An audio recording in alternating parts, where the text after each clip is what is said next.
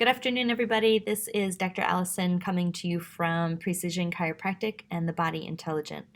Today's video is all about sleep and the brain. So we started with exercise and now we're going to rest. Before we get going, I want to take a moment to just talk about, there's a whole big spectrum of what we experience as far as our quality of sleep.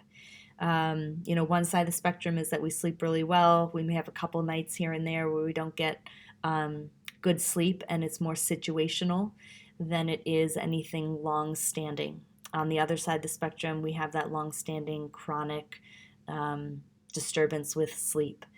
And so either way, wherever you fall on that spectrum, the information that I'm going to be sharing can still be helpful. And putting these things into play is going to help your quality of sleep improve. If you do find yourself on the side of the spectrum that has been chronic sleep disturbance, chronic insomnia, things of that nature, then if you haven't sought out medical supervision or advice, then I highly recommend doing that. There's a lot of different reasons within the human physiology why sleep could be hard to come by. These can range from hormonal, it could be diet or gut related, breathing issues like sleep apnea, pain, nervous system dysregulation. Your body could be exhausted, but the mental state is still in go, go, go. And so we literally can't shut the brain off. So depending on what is imbalanced or causing your sleep disturbance is going to be, it's going to range from person to person. But it is really important to get to the underlying issues of why your sleep is off. Don't just chalk it up to, I've never slept well and I never will, because just really directing your energy to figuring out what's imbalanced in your body and then putting your energy towards that so your body can heal can do so much for the symptoms that we experience. Symptom is up here. The underlying cause is really what we need to direct our focus and energy to healing. So that being said, let's get into sleep and the brain. So I'm going to start off talking about brain centers and different hormones that are affected when we sleep or when we have a lack of sleep. And then we're going to go into some of the tools and strategies that you can use to help find a better quality of sleep.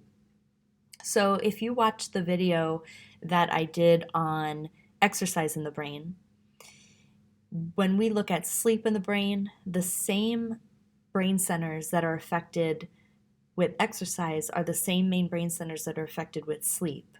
So your prefrontal cortex, your hippocampus, and the limbic system, specifically the amygdala, which is a small brain center within the limbic system, primarily associated with fear, anger, and sadness. So we'll talk about all that. But so the brain centers that are strengthened through exercise are the same brain centers that through lack of sleep are weakened. Now we can't say, well, I'm just going to exercise more to help offset that as I sleep less. It doesn't really work that way, but it's a nice thought. You still have to sleep. Sleep is not it's not a luxury. It's a necessity for your brain health. So let's get into talking about why that is.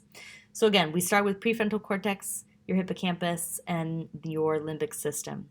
When we don't get enough sleep, the activity within those brain centers decreases. So what do we see? We see executive function suffer, decision making, our reasoning ability, memory suffers. When we also have a decrease of the amount and quality of sleep, your prefrontal cortex also helps to regulate your limbic system. Again, so the amygdala comes back. Because your amygdala is also kind of upregulated when there's a lack of sleep, so you have your your executive functioning part of your brain that regulates it. But then also when you don't sleep as well, your amygdala on its own upregulates itself. So what we see is that we have more emotional responses. So we may have a small stimulus and then a big emotional response to a smaller stimulus because, again, our parts of the brain that should be regulating that to kind of shorten the fuse, as it were, or get the fuse back down, is not working as well. So our fuse is literally shorter when we have less sleep. When you're sleeping, the brain centers also go to work on really going through all of the information that your brain has absorbed throughout that day.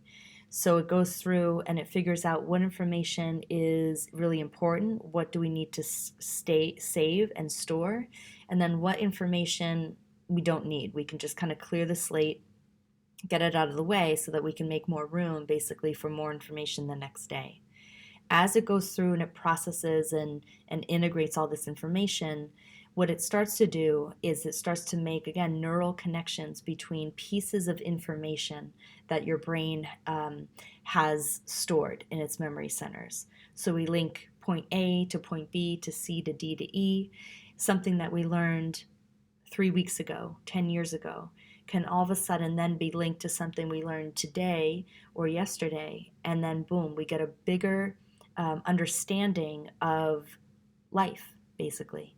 Those light bulb moments, more connections, more dots connected in the neural centers. We can create a bigger picture of our world, our perspective, basically. Another interesting thing that happens when we don't get enough sleep is that the hormones that are responsible for when we feel like eating are influenced. So the hormone that will tell your body that it's hungry actually increases when you don't get enough sleep. The hormone that will tell your body it's full decreases. So our hungry hormones go up, our full hormones go down. And so we've all experienced it, right? We have a couple days of not a good sleep, and what do we grab for? It's the sugars, it's the carbs, because they have really quick energy that the body needs. But also, on top of that, the hormonal levels are dysregulated, and so our bodies can't tell as well when we're hungry and when we're actually full.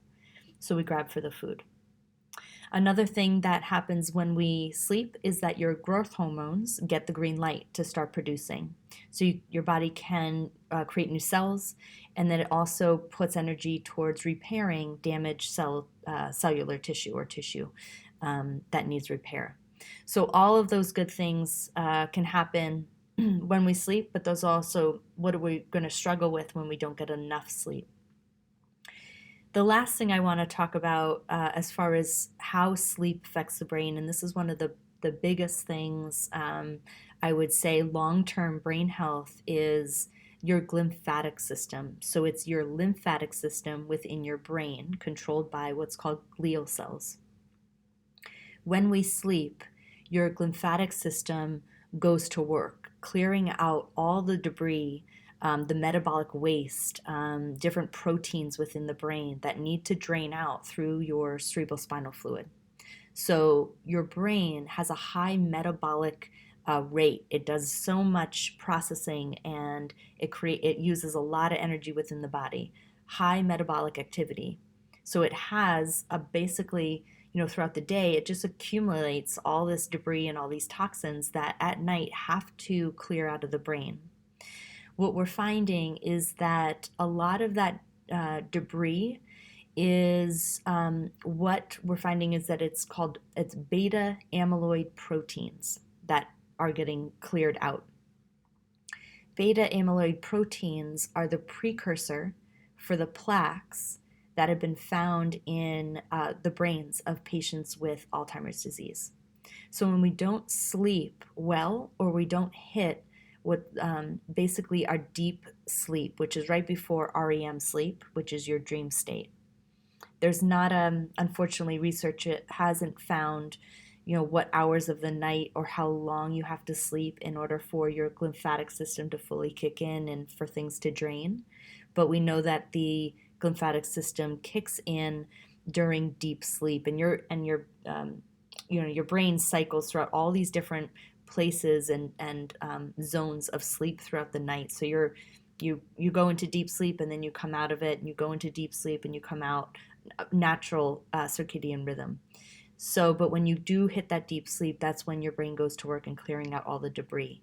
So, in order to keep your brain less toxic and to keep a lot of those proteins to drain out, we need to have that proper sleep. Really important for when we look at the health of the brain and we look at doing things to help protect us against neurodegenerative diseases. So, what do we know about sleep?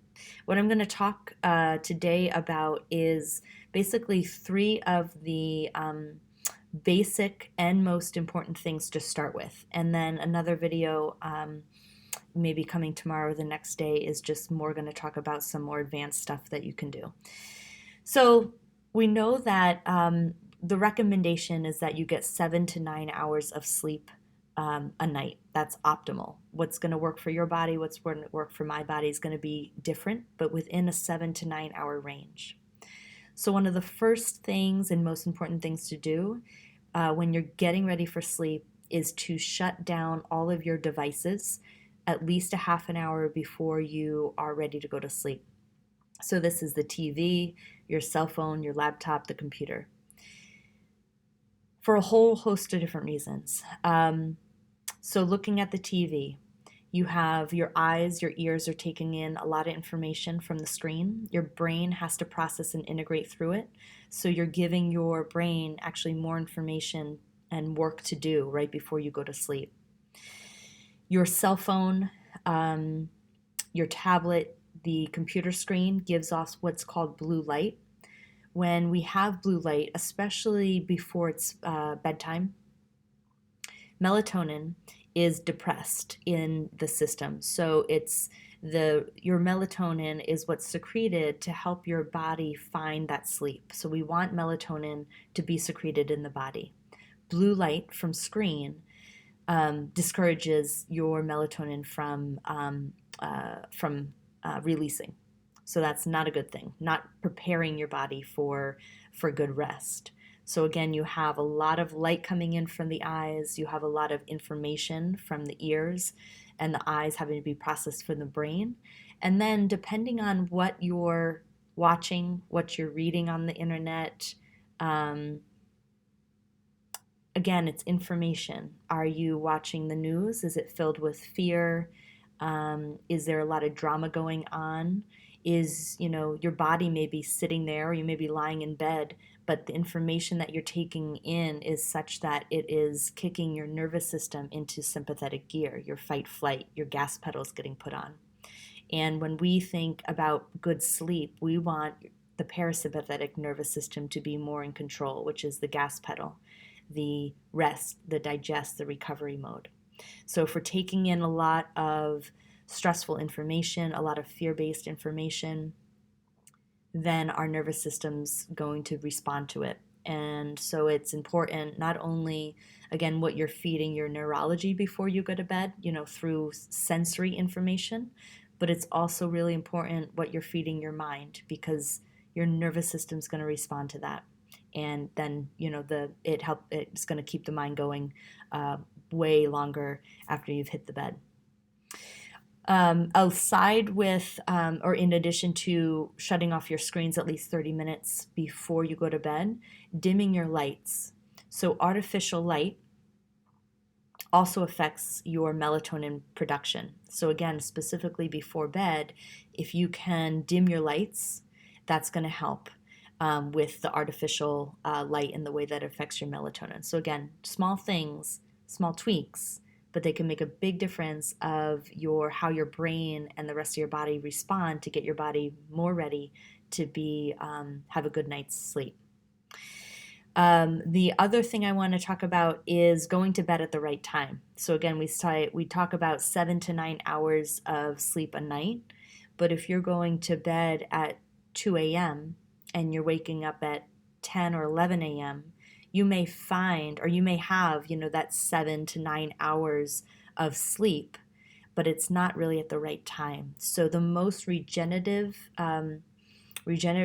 hours during the night are from 10 p.m. to 2 a.m. So, go to sleep before 10 p.m. And again, so you get that 4 hour chunk of time. If you're going to sleep at 2 p.m. or later and you're still sleeping for 7, 8 hours, you're getting the amount of sleep that you need, but it's not during the most regenerative time of the night for your brain and the body. So again, make sure you're getting that 10 p.m. to 2 a.m. time chunk. And then finally, calming the mind, which is probably one of the hardest things to do. But the mind chatter is probably one of the biggest things that keeps most of us up when we're trying to go to sleep.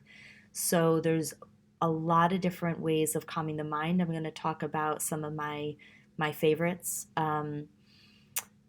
Basically, let's start with breathing. So parasympathetic breathing. Again, we talked about your nervous system. It has 2 gears. Your sympathetic, which is the fight flight gas pedal.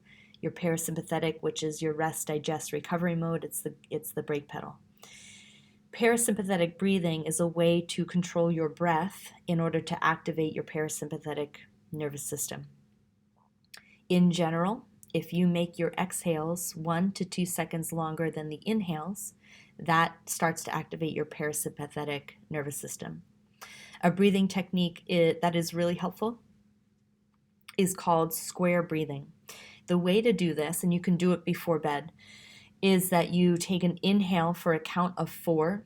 You hold that inhale, so full lungs, for 4 seconds, and then you exhale for a count of 4, and then you hold that out breath or empty lungs for a count of 4 seconds. And you continue with that 4-second in, hold for 4, 4-second out, hold the out breath for 4. So continue with that breathing cycle.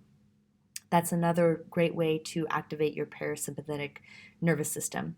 You may want to start doing these breathing exercises a couple hours before you go to bed, up to an hour, and then you can also do them when you're laying in bed at night. Depending on your activity levels throughout the day, how fast you're able to kind of put your own brakes on, you may find that you have to do some breathing exercises a couple hours before just to get the body to calm a bit before bed. Another great tool I use, and it actually comes from yoga. So I teach yoga, and when final savasana, I'm always telling the students to let the floor do the holding. So you let 100% of your body weight be held by the floor, and you let the floor hold. So same thing you can do in your bed. When you're laying in bed, you let the bed hold 100% of your body weight. You can do this and you can scan through your body. There's a lot of times where we're not aware that we're actually holding tension in our shoulders or our neck or our jaw. But once we start to scan in, we can realize that where we're holding tension and then make an active choice to start to let it go, again, by using our breath, breathing into those areas, and then layer by layer, you just release that tension, release the tension, and more you let your body soften and you let the bed hold. So you just want your body to keep settling into the bed. Just let it settle in. So let the bed hold and let your breath do the work of releasing the tension in your body. And do a scan before you go to bed so you're aware of, am I holding tension? And where am I holding tension? Because sometimes we're not tuned in to feel it. And so take the time to really do a scan. Again, put the brakes on, and then make a conscious effort to allow your bed to hold 100% of your body weight. Some people may find it beneficial to exercise at night. Again, it doesn't, different forms of exercise. Yoga may be calming for you. A long run may be calming for you. It's going to be different for everybody. But exercising before bed also has been shown to allow your body to get into a better state of rest and sleep. All right. And anything that calms your body. So, listening to music, meditating. Again, there's a lot of different meditation techniques, and I'm not going to go into some of them on this video. But meditation can also be a really helpful and beneficial way to, again, just calming the body down before you're going to sleep. Um, Many times I think that we go right from doing one thing that's this really active, engaging of the mind, and then we go to bed and we think we need to just shift going from 60 miles per hour to zero. And that's a hard thing for you to do mentally and your physiology. So we need to start putting the brakes on way before we're ready to go to bed. But that's all I have to share for today. Again, the next video is going to go into some more recommendations. So these are basic things that you can start to put into play. And then the next video is going to cover even more things that you can do. We're also going to look at best ways of supporting your structure during the night so that, again, your head and neck are supported, your joints are supported so that your body's comfortable as you sleep, and what are the best sleeping positions and things like that. Again, if you have any questions, any comments, just comment below, and we will see you soon. Be well.